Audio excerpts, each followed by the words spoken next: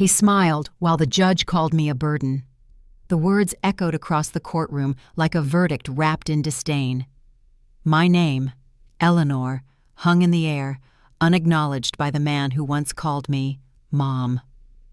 I'm 64, and I've spent half my life holding a family together that now looks at me as an obligation. The judge's eyes skimmed the paperwork like I was an entry to clear before lunch. My son's faint smile, cold, knowing, sealed what the gavel soon declared. I was the weight they were ready to drop. The courtroom smelled faintly of varnished wood and old files. Every creak of the bench beneath me marked time I could never reclaim. I wanted to speak, to tell them that I wasn't the helpless woman they whispered about, but my voice locked behind my ribs. I remember thinking of the mornings before all this, the hum of the kitchen radio, coffee percolating, and sunlight bending across the same hands that now trembled in my lap. At home, I used to sit by the window and watch him eat breakfast before work, his shirt still half-tucked, his laughter bouncing off the walls. I'd lay out toast, butter glistening, and the smell would fill the room with peace. That's how love hid, ordinary, gentle, unremarked. I never knew warmth could be the first thing stolen. When the hearing ended, he walked past me without a glance. The clerk handed me the transcript, artifact reference B2A9, its pages rustling like brittle leaves. Each line documented the unraveling of my worth in legal prose. Dependence, instability, emotional unreliability. Words chosen by someone who'd never held me when I cried over his father's death. I pressed my thumb to the ink and heard the low hum of the ceiling fan, steady as shame. That night, the house felt foreign. My reflection in the hallway mirror showed eyes older than they should have been. I touched the frame, remembering when my husband hung it 30 years ago. He used to say, "It reflects what you carry, not what you see." Now it showed a woman erased by signatures and court orders. The warmth that once lingered in the walls seemed replaced by a chill that clung to everything. I turned on the kettle out of habit. The hiss of boiling water sounded like a protest, futile but alive. My son's laughter once filled these rooms. Now, silence sat heavy between the ticking of the old kitchen clock. The mirror on the counter caught the faint flicker of the stove's flame and threw it back at me, distorted. I poured the coffee slowly, letting the scent anchor me in something familiar. "You'll see," I whispered to the empty chair across the table. "You'll see what burden really means." The air thickened with resolve, the kind that only comes after humiliation. The next morning, the world outside continued, as if the judgment had never been spoken. Cars passed, sparrows argued in the garden, the newspaper boy missed the porch again. Life refused to pause for pity. I folded the court transcript and placed it beside the mirror. Every time I caught my reflection, I wanted it to remember, not mourn. That mirror had seen everything. My husband's promises, my son's graduation, the arguments about money, the silent dinners after loss. Now it saw something else, a woman on the brink of remembering her worth. I thought of the judge's voice, the way it had flattened decades of devotion into a single word. Burden. The echo wouldn't leave me. It followed through the night, into dreams where voices became verdicts and love became ledger lines. But under that echo, a quieter vow took shape. I would not die under someone else's label. My son's smile, his quiet triumph, would be the last time he underestimated me. Beneath that smirk, he believed I'd retreat into shame. Instead, I felt something rise, patient and steady, like the first breath after drowning. He smiled while the judge called me a burden. His smile became the verdict I couldn't appeal. Numbers vanish faster than love. At first, I thought it was an error, some system glitch that would sort itself by morning. But as I sat at the bank counter, the clerk's polite voice sounded like pity in disguise. She scanned my account again, hesitated, and said, "It shows a transfer, ma'am. 2 days ago." Her tone suggested it wasn't the first time she'd seen confusion dressed as denial. The paper she handed me, the printed statement, reference J4C2, felt rough against my fingertips. I'd once known every number on those lines like the rhythm of a song. Each column, each total had meaning. They were proof of my care, my discipline. Now the totals glared back like accusations. My son's name sat beside one transaction, authorized under joint access I never granted. The texture of the page felt heavier than its weight, like betrayal pressed into pulp. When I confronted him that evening, the house seemed smaller. The walls leaned in, the light dull, the air warm from his indifference. "You must have clicked something wrong," he said. "No, it's your name." He shrugged, eyes steady. "Then maybe the bank made a mistake."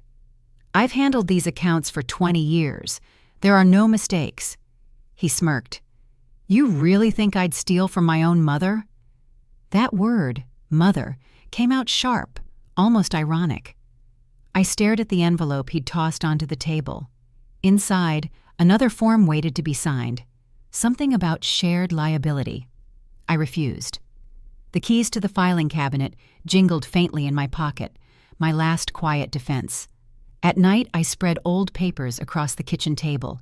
The scent of ink and dust filled the air, steadying me.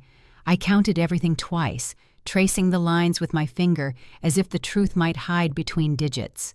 The total was short by exactly $8,000. $8,000 that had simply vanished, moved under a name I trusted most. My hands shook. I tried calling the bank again, but the automated voice kept looping through options. So I dialed Claire instead, my old coworker from the branch, the one who'd taught me the difference between missing funds and missing integrity. "Check if anything's been reissued," I said. "I'll look quietly," she whispered. "Don't let him know you're checking." Her voice, soft but firm, carried more comfort than any apology ever could. Still, her last sentence lingered longer than I wanted. "Be careful, Elle. This kind of thing doesn't stop at numbers." I hung up and leaned back in the chair. The sound of the fridge motor filled the silence. In the dim kitchen light, the stack of statements looked almost alive. Rows of digits breathing lies. I picked up one sheet and held it near the bulb. My eyes burned from the glow, but I caught a faint difference in the ink shade. 2 lines slightly darker, as if reprinted. Someone had tampered. I thought of my late husband, how we once planned every budget together, balancing trust and math in equal measure. Back then, numbers meant security. Now they meant loss. Each transaction read like an obituary for faith. Claire's whisper from the phone replayed. "Be careful." I folded the papers, slid them into an old folder, and locked it inside the cabinet. The metallic click sounded final, almost ceremonial. I turned off the kitchen light and stood in the doorway for a moment, staring at the outline of the envelope he'd left behind. That envelope wasn't just paper, it was prophecy. I whispered to myself, barely audible, "Behind every missing zero, there's intention." The words steadied me, colder and clearer than any prayer. Numbers vanish faster than love. Claire's whisper wasn't pity, it was warning. Truth rarely announces itself, it knocks. It was soft at first, a polite tap at the door that made me pause mid-step. I waited, but no one entered. Just the echo of quiet filling the hall, stretching longer than comfort allowed. When I opened it, the street outside was empty. Only the cold air slipped past, brushing against my arm like an old habit. That was how truth worked in this house now.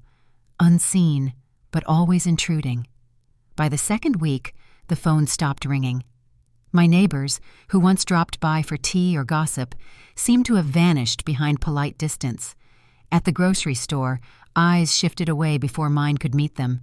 I tried to wave once, only once, and the woman who used to lend me her ladder pretended to study the prices instead. Maybe they're busy, I told myself, but lies repeated for comfort start to sound like prayers. The light above the hallway flickered again, humming faintly before dimming altogether. I stood under it, staring up, and thought about the photo that used to hang there. Me and him on the porch, laughing, the frame crooked from years of being touched. That photo was gone now. I found it later in the trash behind the garage, its glass cracked, his smile unbothered. When I called to ask why, his voice was calm, rehearsed. "You're overthinking again," he said. "Overthinking what?" "This paranoia. You're making people uncomfortable. I'm asking why my own picture is gone." "Because you asked me to redecorate." "I never did." He laughed. "Mom, you forget things lately. Don't you?" That laugh, low, dismissive, was a rehearsal of control. I realized then he wasn't trying to argue.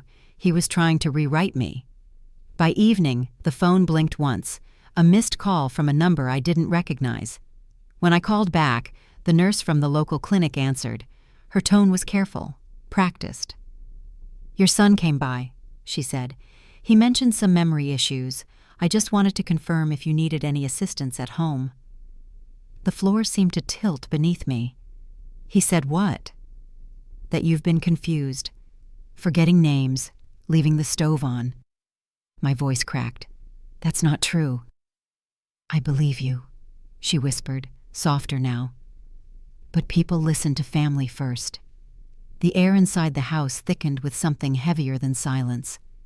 I sat down at the table, fingers tracing the wood grain. The faint glow from the hallway lamp seeped into the kitchen, turning everything pale and uncertain.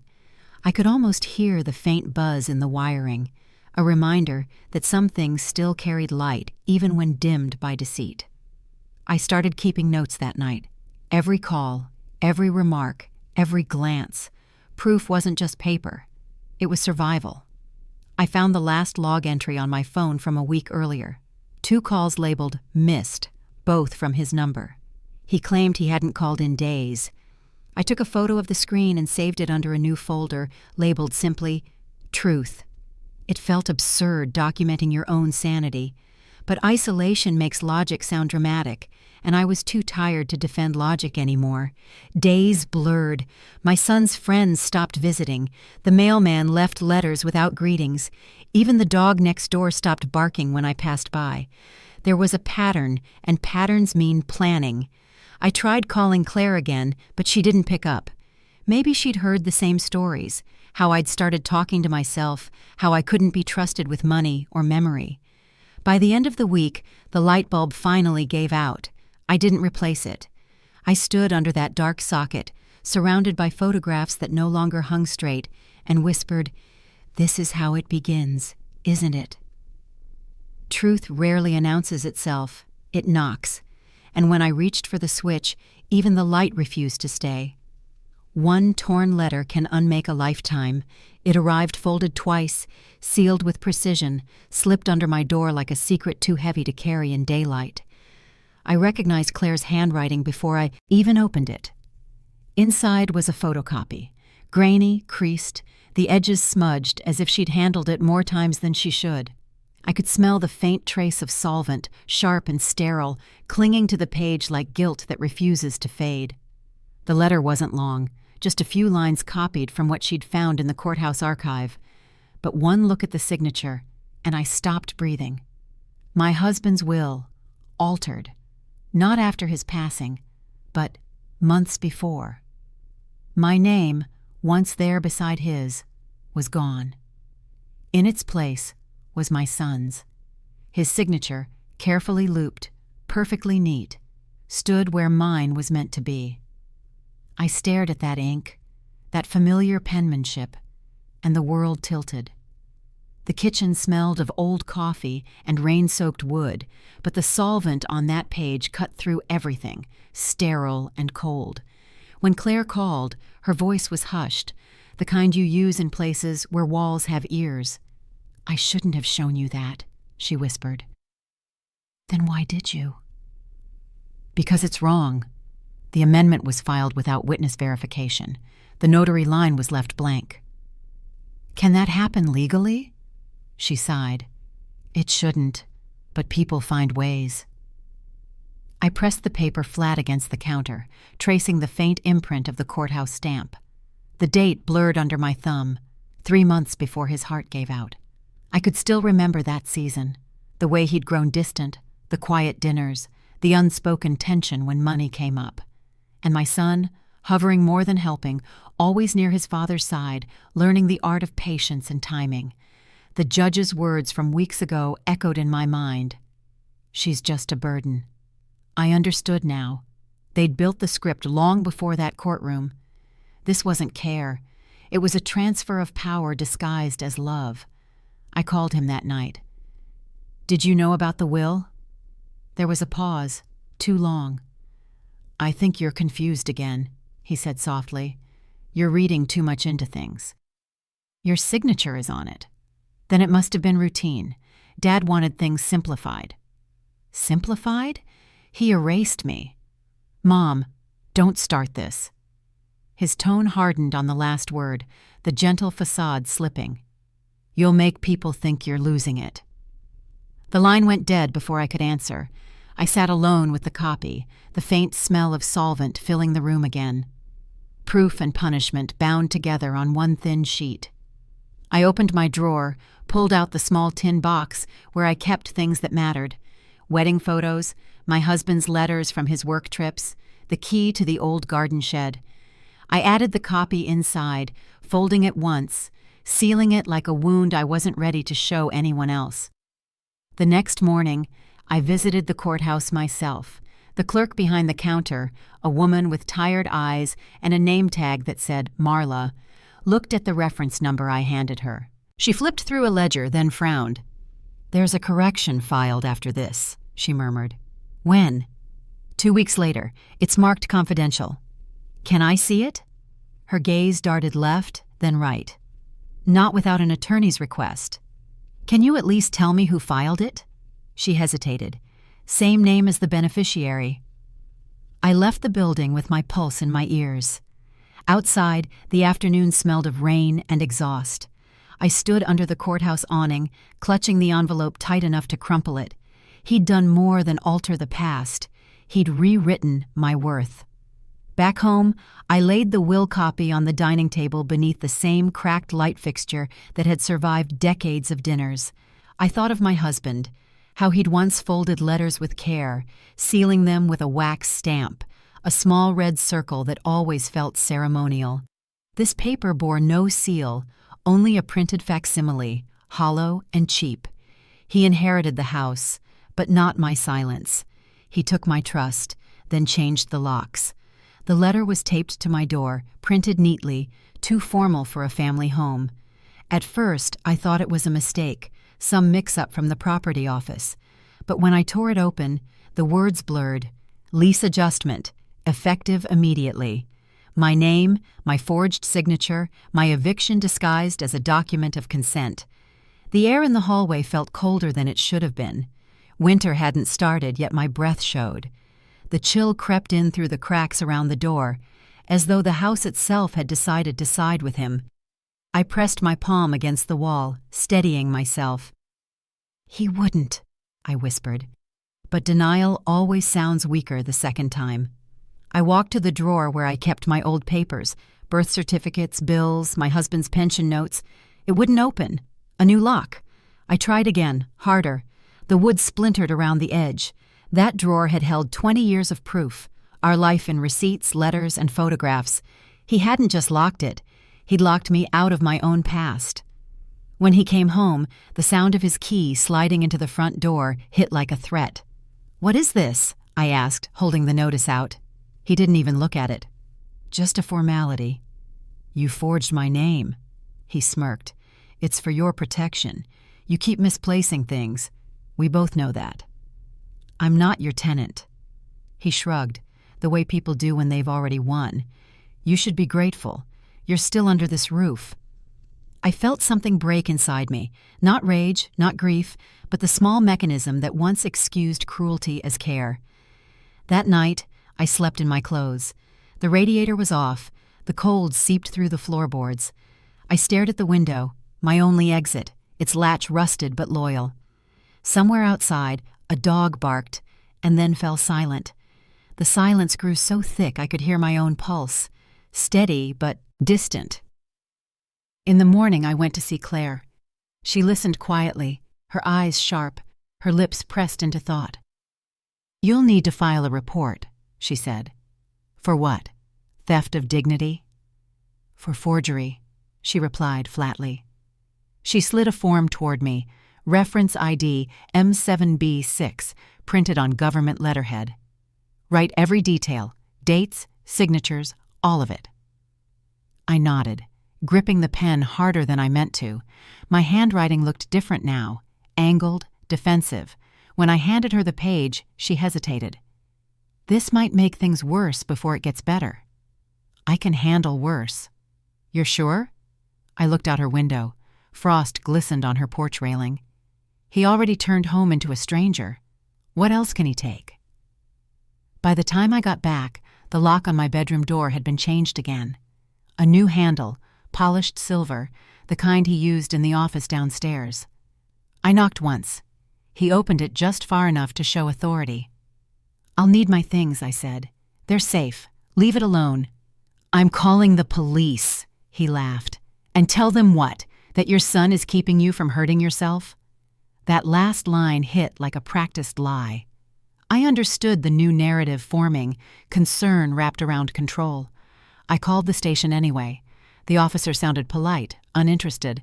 Family dispute, he said. Work it out privately.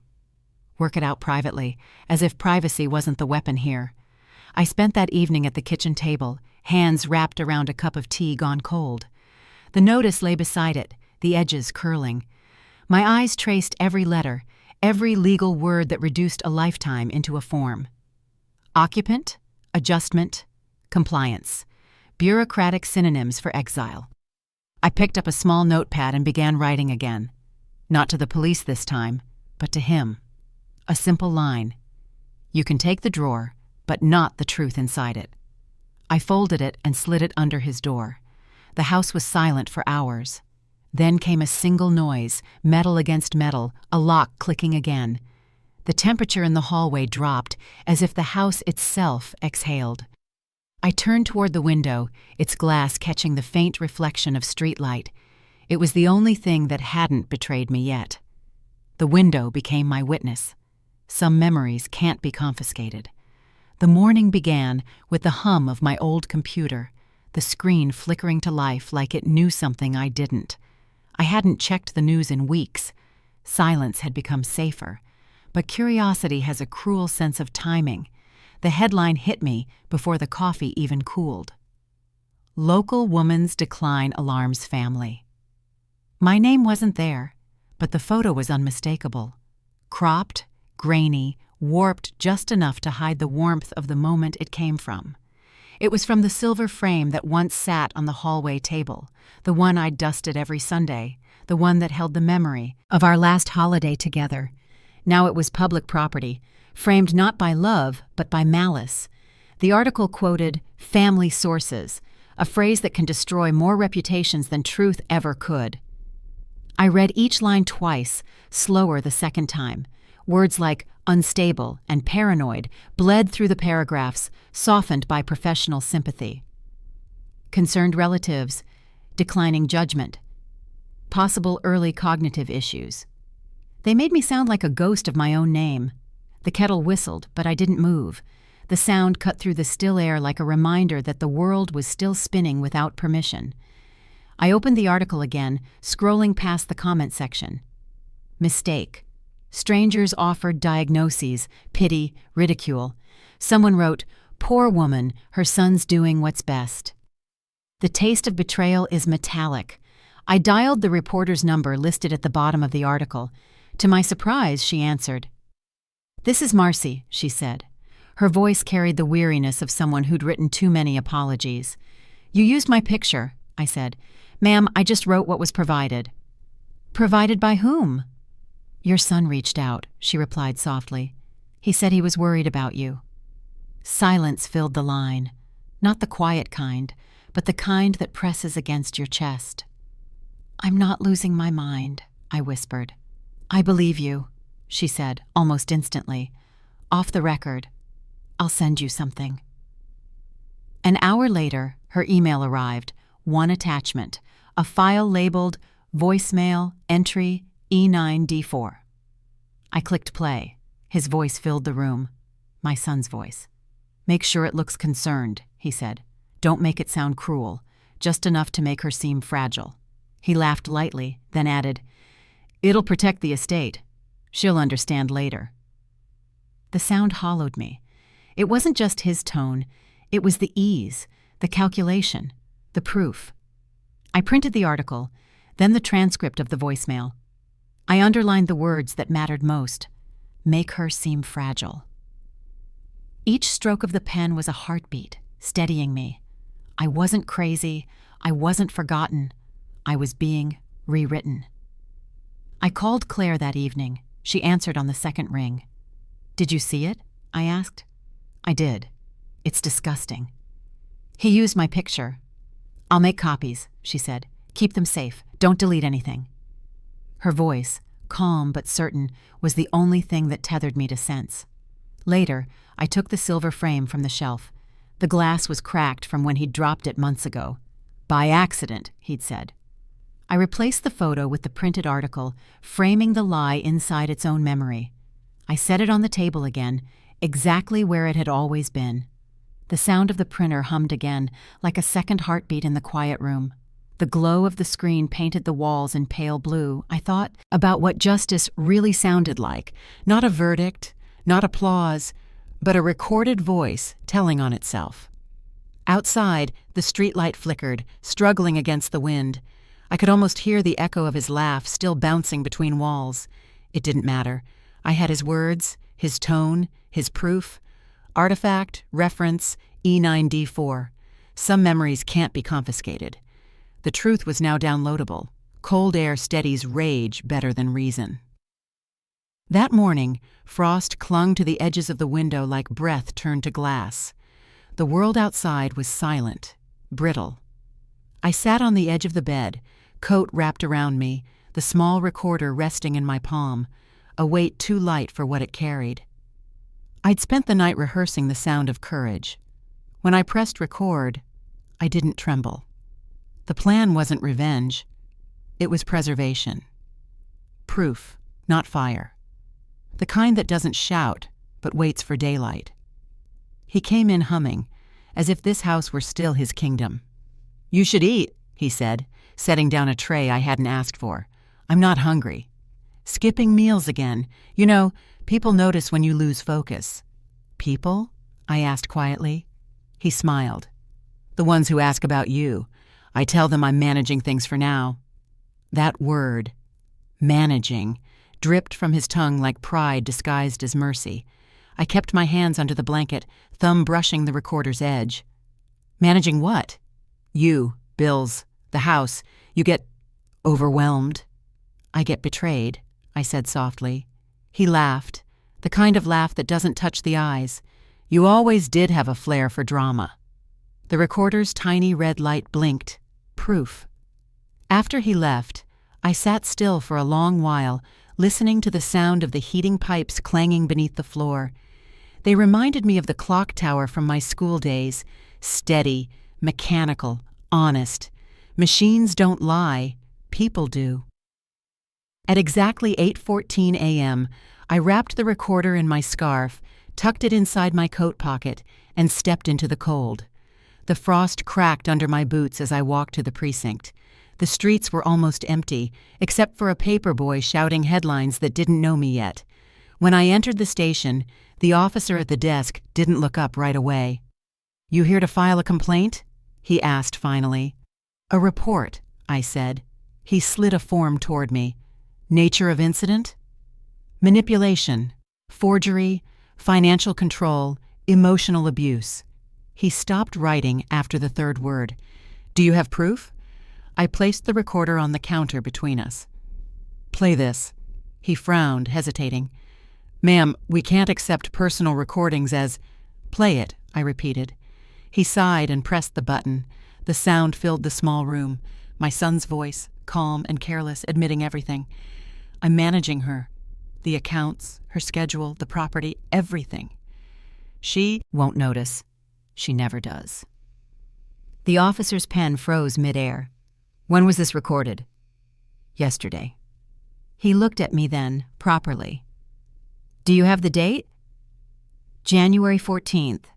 He noted it, reference entry F92B, and handed me a carbon copy of the statement. His voice softened. "You've done the right thing." I nodded, though my chest felt hollow.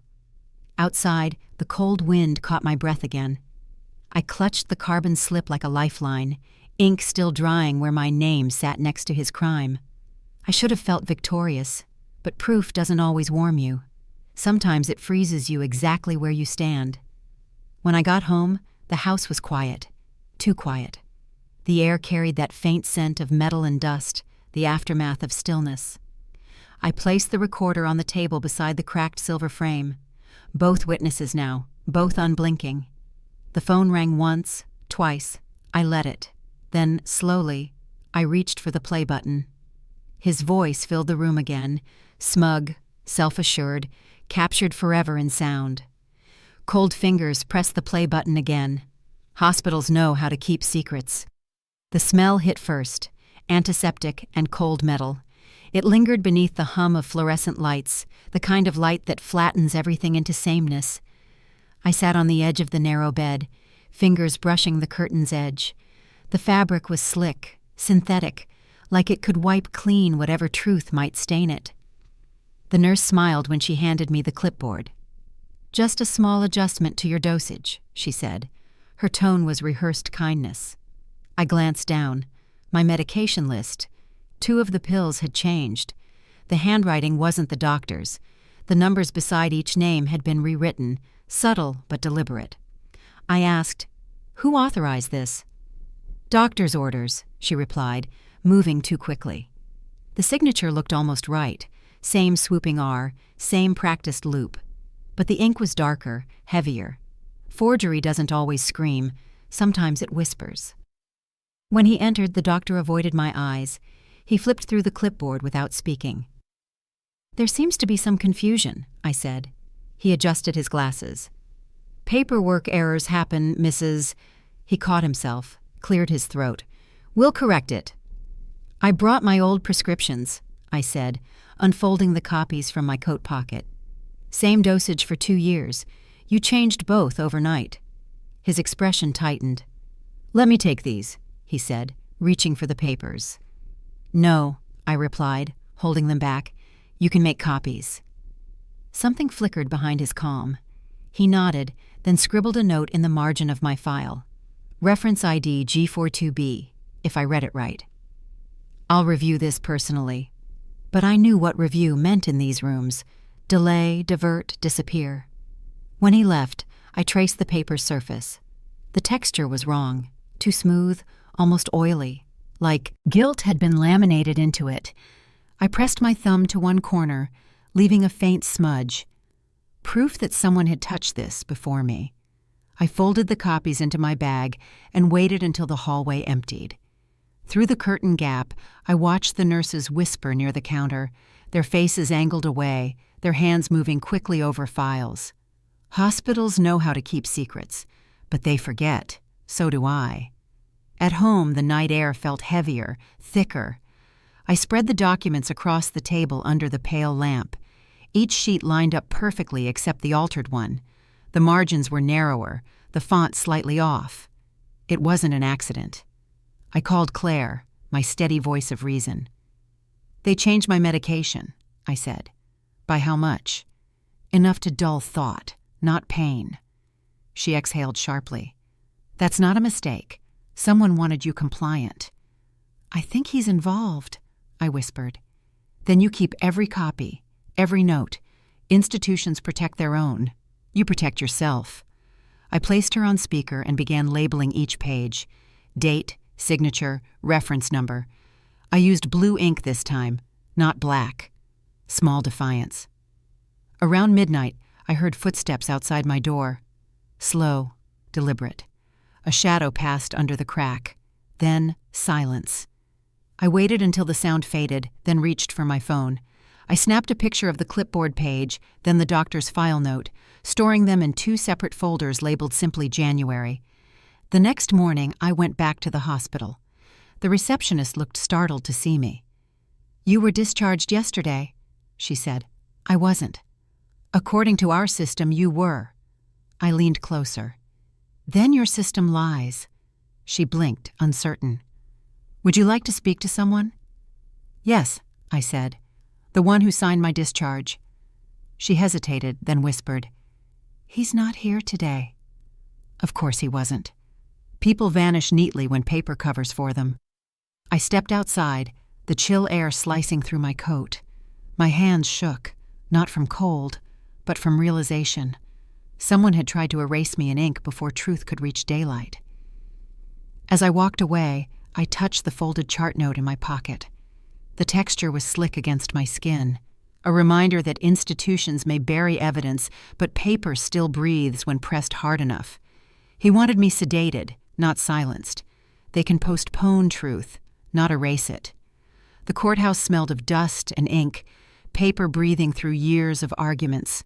I sat on the wooden bench beside the filing desk, watching the flicker of the clerk's desk lamp fight against the dim winter light. The sound of a stamp echoed down the hallway like a heartbeat, trying to stay steady. He'd delayed the hearing again. His attorney filed a motion, procedural congestion, schedule conflict, the kind of language that hides cowardice inside politeness. I watched her neat handwriting on the new form, each stroke clean, precise, like time could be tamed with ink. The clerk looked at me apologetically. Ma'am, it's been moved to March. That's the third time, I said. He nodded slowly. The defense requested more preparation. Preparation, I repeated. They've had 2 months. He hesitated, then whispered, They always drag it out, hoping you'll give up. The calendar behind his desk told its own story. Lines of red crossings, circled numbers, tiny delays masquerading as order. One date erased, another penciled in. Bureaucracy doesn't kill justice. It starves it. When I stepped into the hallway, the glass door reflected my face back at me. I looked calm, too calm. The reflection steadier than the pulse in my throat. The folder in my hands glowed faintly under the ceiling lights, a defiance of its own. Claire's voice played in my head. Patience is protest. She was right. Every delay left a paper trail, and paper trails end where truth begins.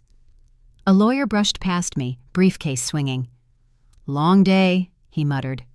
Long year, I said quietly. Outside, the wind was sharp, carrying the dry scent of rain not yet fallen. I opened the folder again on the courthouse steps. Inside, 12 pages now, filed notices, stamped receipts, witness lists, and one thin letter from the court clerk marked Reschedule Approval, Entry F76D. It felt heavier than it should, as if every postponement added a layer of weight I could no longer measure. I traced one sentence near the bottom. Next available date, March 24th. The numbers glared at me. Exact, cold, final. Claire met me by the steps, her coat collar up against the chill. They're stalling, she said. I know. You can't let them exhaust you.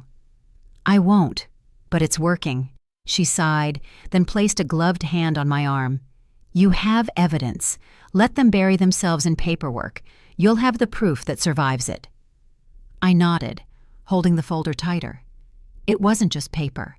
It was endurance pressed into form. We stopped by the cafe across the street. The air smelled of burnt espresso and faint lemon polish. I placed the folder on the table, the fluorescent light catching the seal on its cover. Every time they move the date, I said, I make another copy. By the time this ends, they'll have buried me in duplicates. Claire smiled. Then you'll build a wall out of them. I leaned back, letting the hum of voices fill the space. It was strange, how bureaucracy could sound like warfare, how waiting could wound deeper than words. When I returned home that night, I set the folder on my desk beside the calendar. The small red pen waited there, tip stained from overuse. I looked at each crossed-out date, then circled the new one. March 24th. I whispered it aloud once, anchoring it to memory. They can postpone truth, not erase it. The light above my desk flickered, one brief pulse before steadying again. I took it as an omen, or maybe a promise. Some things, after all, refuse to go dark. One date remained circled in red. Justice loves an audience. The courthouse steps shimmered with rain, each droplet catching the flash of cameras like tiny explosions. Reporters lined the railings, their microphones angled toward the doors, their questions sharp enough to draw blood. The air smelled of wet concrete and tension. I stood a few steps below the entrance, coat damp, shoes sinking slightly into the puddles forming at the edges of the marble. The press badge, borrowed, smudged, and already bending at the corners, hung around my neck like a borrowed truth. It wasn't power, but it was access. "Is it true she forged the recordings?" one voice shouted. "She's unstable," another muttered near the edge of the crowd. I didn't turn. Not yet. The camera lenses fed on movement, and stillness was my only defense. My breath clouded the air, visible proof that I hadn't disappeared. Not yet. My son was somewhere inside, shielded by tinted glass and his lawyer's carefully measured confidence. I could almost picture him watching the crowd, calculating how much longer he could hide behind his performance. But he'd forgotten something important. Truth doesn't stay confined to sealed documents. It leaks. It seeps through walls, through microphones, through the spaces between flashbulbs. Claire's message echoed in my ear, the last one before I arrived. "Don't let them rush you. Let them reveal themselves." I waited. The sound of rain softened, replaced by murmurs, the shifting of umbrellas, the click of cameras resetting focus. Then a voice, sharp and familiar, rose from the left. "She's the mother, isn't she?" Heads turned. My stomach tightened. "Yes," someone answered. "That's her." I lifted my chin. "You wanted a story?" I said, my voice steady. "Here it is." The first reporter stepped forward, notebook trembling slightly. "Do you have evidence to counter your son's claim?" I held up the press badge. Evidence doesn't always come from the expected hands. Sometimes it hides behind borrowed credentials. He blinked, confused. "Meaning?" I gestured to the doors. "Meaning everything he's built was meant to be untouchable, but lies are porous." For a moment, even the cameras hesitated. Then the crowd surged closer. "What's your statement today?" another called. "Justice," I said quietly, "doesn't need a statement. It needs witnesses." Behind me, the heavy courthouse doors rattled. 2 security guards adjusted their stances. Through the thin glass, I saw a shape move, his shape, pausing at the threshold. He looked out, but didn't step forward. The rain began again, lighter this time, its scent mixed with perfume and metal, cameras, umbrellas, damp coats, a strange cocktail of nerves and spectacle. A journalist near me lowered her camera and whispered, "You don't seem afraid." "I am," I replied, "but fear doesn't mean silence." She nodded once, then lifted her camera again, lens catching the faint light breaking through the clouds. "You'll want this moment remembered," she said. "It already is," I murmured. The courthouse clock struck 11, each chime ringing over the crowd. I counted, 1, 2, 3, exactly 10 seconds between the last echo and the hush that followed. The sound cut through everything, the whispering, the camera clicks, even the heartbeat in my ears. When the final echo faded, I took one step forward, onto the slick marble, the same step he would soon have to take. My shoes left faint marks on the wet surface, proof that I'd been here, proof that truth had feet too. Someone behind me shouted, "She's making a statement!" I turned toward the microphones and said, "You can delay hearings, rewrite reports, change signatures, but you cannot bury the truth beneath paperwork, because someday it walks up these steps on its own." The reporters erupted. Questions flew like sparks. Cameras flashed again, brighter now. I didn't flinch. My pulse steadied with each blinding burst. I thought of Claire's words, of the officer who first believed me, of every cold morning when I'd nearly given up. Justice loves an audience. And now it had one. The doors opened. Silence followed. Same gavel, different day, same eyes watching. The courtroom smelled faintly of varnish and dust. that peculiar blend of age and ritual. I stood beneath the fluorescent lights, the echo of murmurs folding over me like a tide that refused to recede. Every sound mattered here, the scrape of shoes, the shuffle of papers, the single deliberate tick of the clock above the judge's bench. "He falsified signatures," I said. The words came out steadier than my heartbeat. The defense attorney rose immediately. "Objection, speculative." The judge's gaze shifted toward me, heavy and patient, like a weight I'd been carrying for years, finally being measured aloud. "Overruled," he said softly. That one word cracked through the silence like thunder wrapped in calm. I took a breath and opened the transcript. Reference entry B12C, stamped and signed 3 days prior. The paper felt cool beneath my fingertips, textured with authority. "These are not copies," I continued. "They're originals. His signature here and here." The defense attorney leaned forward. "That's handwriting analysis, not proof." I turned to the judge. "Your Honor, the document includes 2 witness verifications, both notarized. The signatures are his. He signed my name on property transfers worth $72,000. The number landed like a stone. Gasps rippled from the back row. The judge adjusted his glasses. "And you're certain?"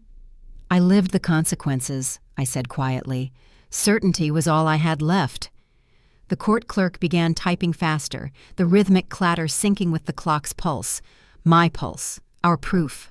The defense tried to interrupt again. "Your Honor, my client was acting under power of attorney. Granted by deception," I cut in. The judge raised a hand. "Enough. Let her finish."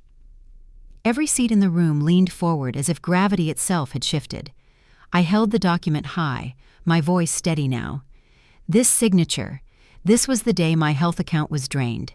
Entry F91D. The date matches his withdrawal record.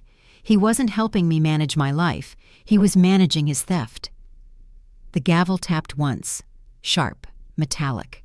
The room inhaled and didn't exhale. Behind the defense table, he wouldn't meet my eyes. My son. The shape of him looked smaller under the fluorescent glow, but the shadow he'd cast all these years stretched long. The clock struck noon, its tone cutting through the still air. 12 clear notes, each one an accusation, each one saying, "Time has run its course." The judge looked down, then back at me. "The transcript and exhibits will be entered into the record. You may continue." "I only need one more thing," I said. "Acknowledgement." He hesitated. "From whom?" "From the court. From him." A pause held the room still. The journalist in the second row stopped typing. The bailiff leaned against the doorframe, even his breathing careful. Then the judge spoke, low but firm. "The court acknowledges the validity of the presented evidence." A murmur spread like wind through dry leaves. Somewhere behind me, a woman whispered, "Finally." I lowered the document to the table, my hand trembling not from fear, but release. For years, every plea had been turned into paperwork, every truth reduced to silence. And now, finally, the silence was breaking in real time. Witnessed, recorded, undeniable. The defense attorney shifted, muttering something to his assistant. The judge's pen hesitated mid-air. Its tremor caught the light, the same flicker I'd seen once before when he'd doubted his own verdict years ago. This time, doubt belonged to him, not me. The ticking resumed. One beat, another. The gavel still untouched, resting on polished wood, waiting for a decision that could no longer be delayed. For once, the gavel waited. Paper can punish louder than voices. The courtroom was quieter than it had ever been. Even the air seemed to wait, stretched thin across polished wood and tense shoulders. The judge adjusted his robe, eyes fixed on the document before him, a white sheet bordered in gold, heavy with consequence. The order lay on his bench like an unspoken verdict already decided. My fingers brushed the table's edge. The wood felt cool, almost grounding, though every heartbeat drummed against my ribs like a warning. Across from me, his eyes darted toward the clerk, then back to the judge. I had seen that look before, the face of someone calculating escape routes that no longer existed. The judge began to read. His voice was even, deliberate. Case reference 2947A. The court, having reviewed evidence, testimony, and prior orders, issues the following written notice. He paused, pen poised. The scratching sound followed, a single motion, smooth but sharp. Temporary guardianship is hereby revoked. The words landed like the closing of a vault. Every whisper in the gallery froze. My son's face drained of color, disbelief flickering before the mask returned. His attorney leaned in, murmuring something quick, but he didn't respond. His mouth opened, then closed again. The judge continued, reading the rest into record. All prior transfers, authorizations, and claims associated with the revoked guardianship are to be suspended pending audit. The pen moved again, scratching lines of permanence across the page. The noise filled the silence, louder than any gavel strike. When the clerk reached for the seal, I caught the faint gleam of brass. It pressed into the paper with a slow, deliberate twist. The embossed texture bit into the parchment, leaving a raised mark that would never fade. I reached forward as the order was handed down. The seal's edges dug gently into my palm. Proof, not just printed, but felt. My son looked at me, 1,000 unspoken accusations flickering behind his eyes. "You did this," he whispered, too low for the microphones. I met his stare. "You left me no choice." He leaned back, his jaw tightening. For years, I had stood beneath his control, signed where he asked, trusted where I shouldn't. But now the ink was mine, my moment of reversal carved into paper and record both. The judge addressed him directly. "The court advises compliance. Any further interference will constitute contempt." His lawyer interjected, voice brittle. "Your Honor, we intend to appeal." "You may," the judge replied, pen still in hand. "But as of this moment, the authority rests elsewhere." A soft gasp rippled through the rows behind us. I caught sight of Claire standing near the aisle, her eyes glistening but steady. She nodded once. The faintest smile crossed her face, not of triumph, but of release. The judge's pen paused again, one final note of ceremony before he set it down. The sound of metal against wood echoed faintly. "Let it be entered into the record," he said. I exhaled. The air that left my lungs felt decades old. Outside, through the courthouse window, the sky had turned pale, the kind of light that comes after a storm, but before the sun dares to show itself.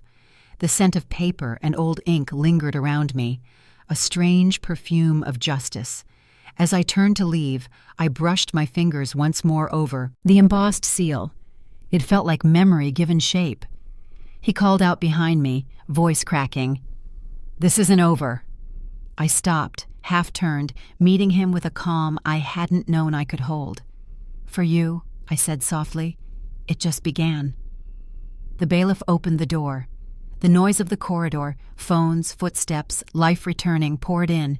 I stepped through, the document pressed against my chest. The seal left a faint imprint, textured and warm against my skin.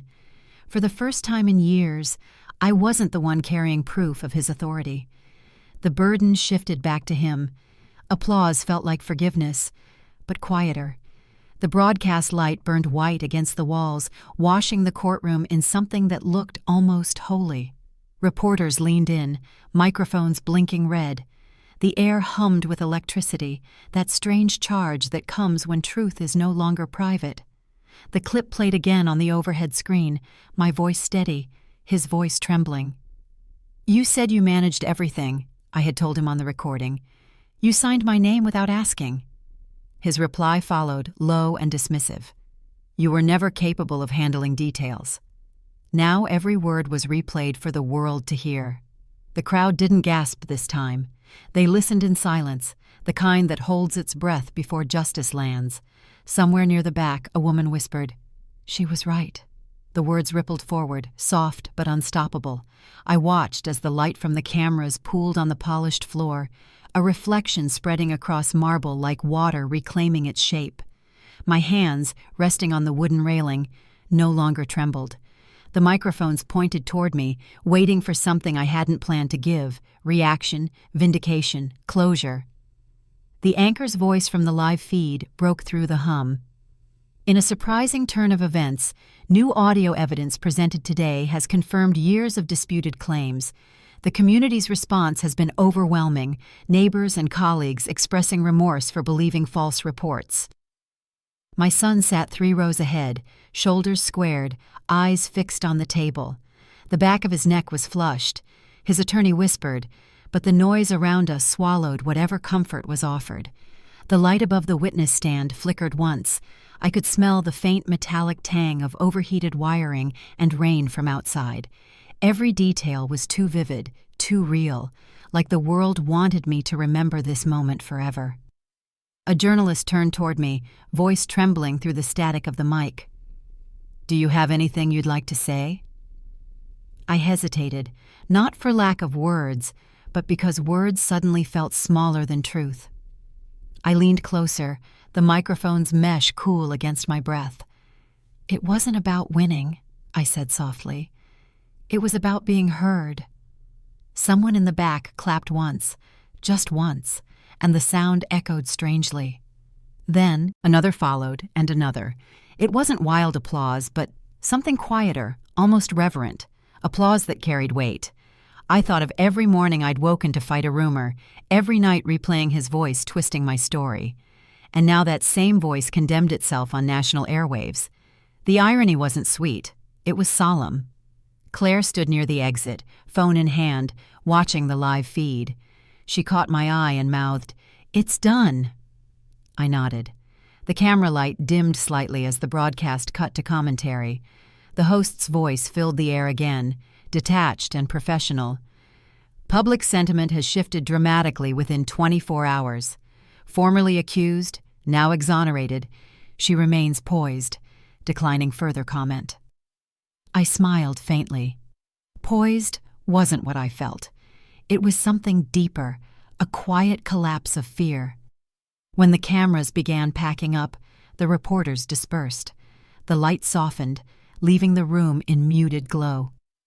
He stood slowly, as if unsure whether to leave. For a moment, I saw the boy he used to be, the child who once held my hand crossing streets. But the man he became was still learning that consequences have echoes. As I turned toward the door, the sound of applause followed me into the corridor. Not thunderous, not triumphant, just steady. The kind that fills a space without asking for attention. Outside, daylight had broken fully through the clouds. It touched the courthouse steps in long streaks, pale and forgiving.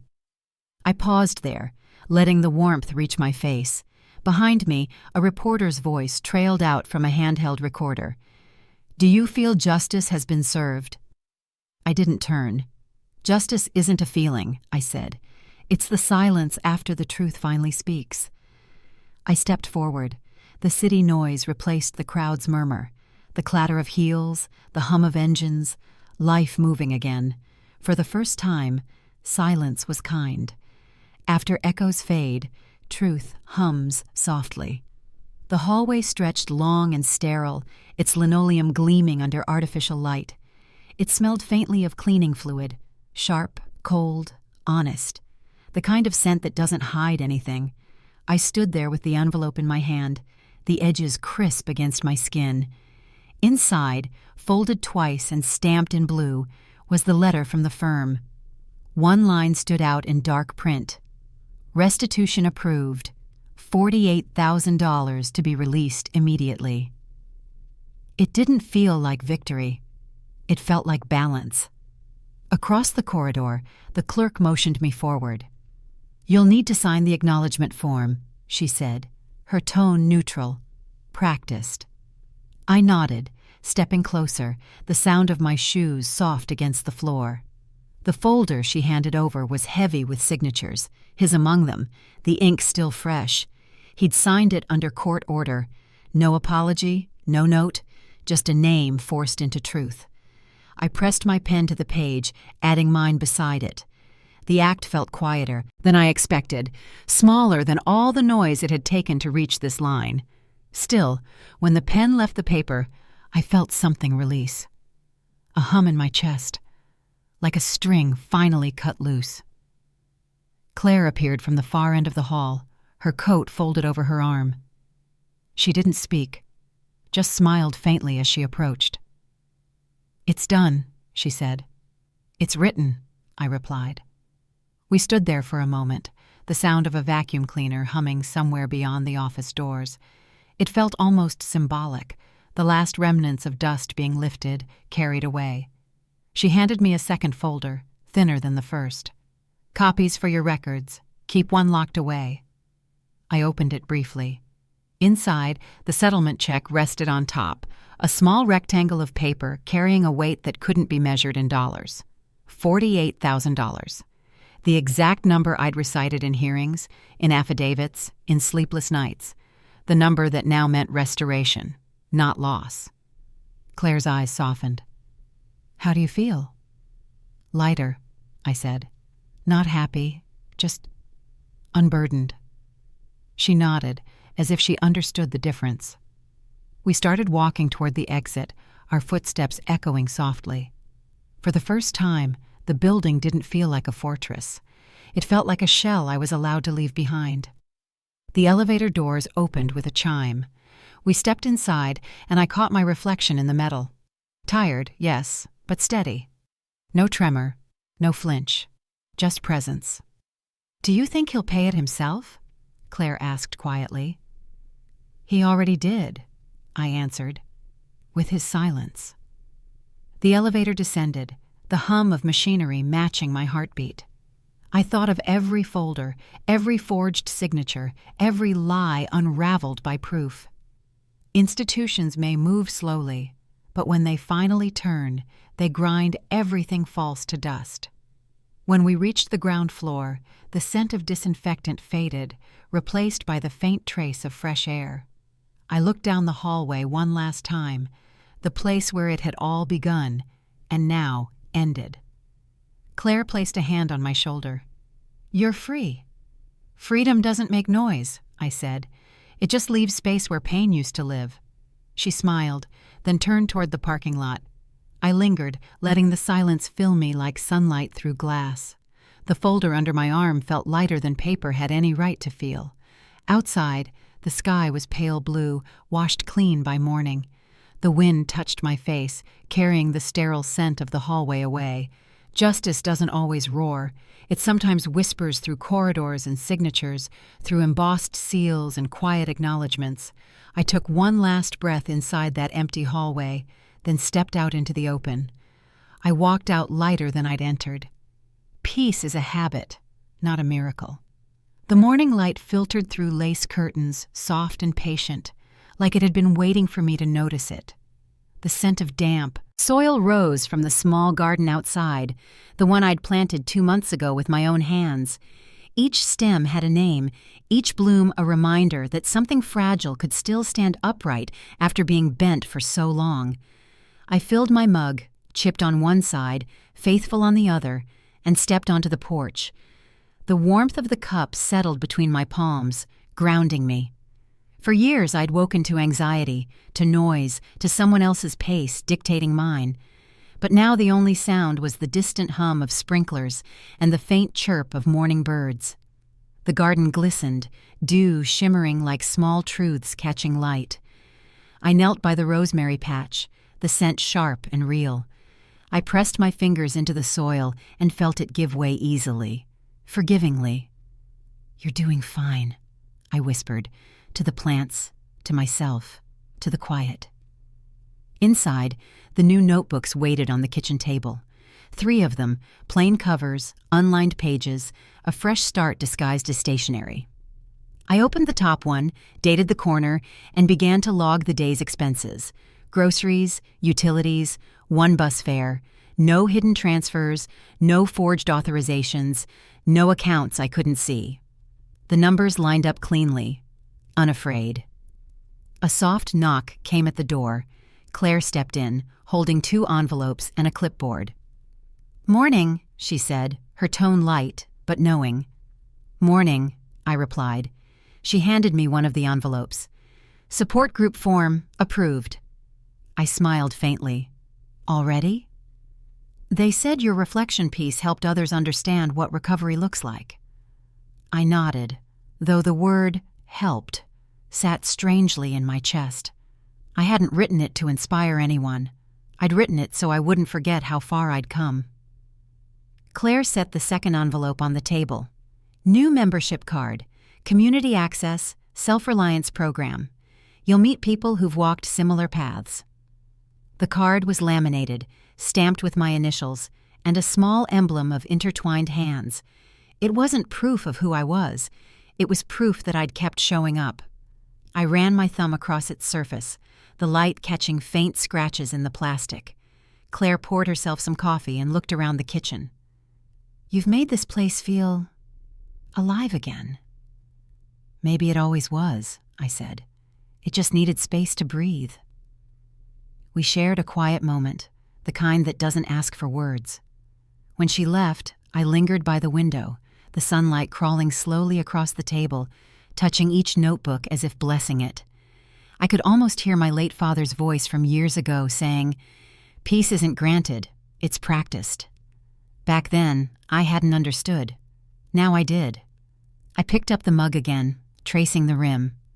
The warmth had faded, but it didn't matter. I refilled it, the clink of porcelain steady and familiar. Routine. A word I used to resent now felt like a small promise kept. Outside, the neighbors passed. By one waved, another nodded. I waved back. No whispers this time, no glances of pity.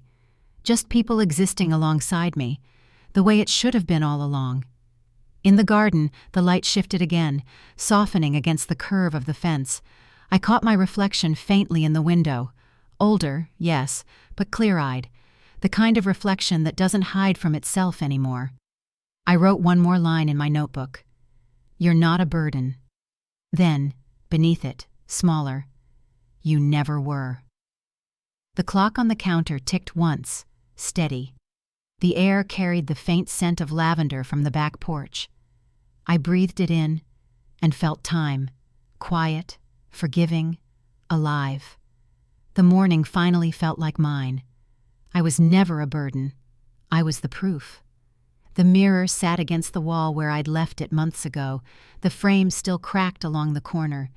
Dust had gathered along its edge, soft as ash. I lifted it carefully, the glass catching the afternoon light that filtered through the window. For a moment, I saw two versions of myself, the woman who once begged to be believed, and the one who no longer needed to ask. The hooks in the wall were still there. I'd left them untouched, waiting for this day. When I pressed the mirror back into place, the sound of the nails sliding into its groove felt final, like punctuation at the end of a long confession. The reflection staring back wasn't flawless. There were lines, scars, proof of sleepless nights. But the face was steady. I tilted the frame slightly until the light fell evenly across it, revealing not perfection, but truth. On the table beside me sat my journal, its spine worn from use. The latest entry waited, half-finished. I uncapped the pen, its click echoing in the quiet room, and wrote the words slowly. Peace requires proof.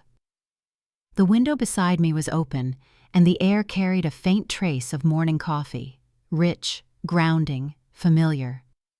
I glanced at the mug resting near the sill, a small ring of steam still rising. I hadn't realized how comforting that scent could be until now. Some stories end in silence, I murmured, but this one ends in light. The phrase that once cut through me, "She's just a burden," returned like a ghost, but this time I smiled. I repeated it softly, almost playfully. "Yes," I whispered, "I carried what they couldn't." I laughed then, not from triumph, but release. The sound filled the room, bouncing gently off the mirror, the window, the walls that had heard everything, every argument, every apology, every truth too heavy to say aloud. Outside, the world was moving again. Children shouted somewhere in the distance. A car door slammed, a dog barked twice. Life, indifferent yet kind, continuing. I turned back to the mirror and traced my fingers along the frame. It wasn't new. It wasn't meant to be. It was restored. Like me. Every imperfection was a reminder that surviving doesn't mean erasing the damage. It means learning to see beauty in what remains. The journal lay open, its last page nearly full. I added one more line beneath the others.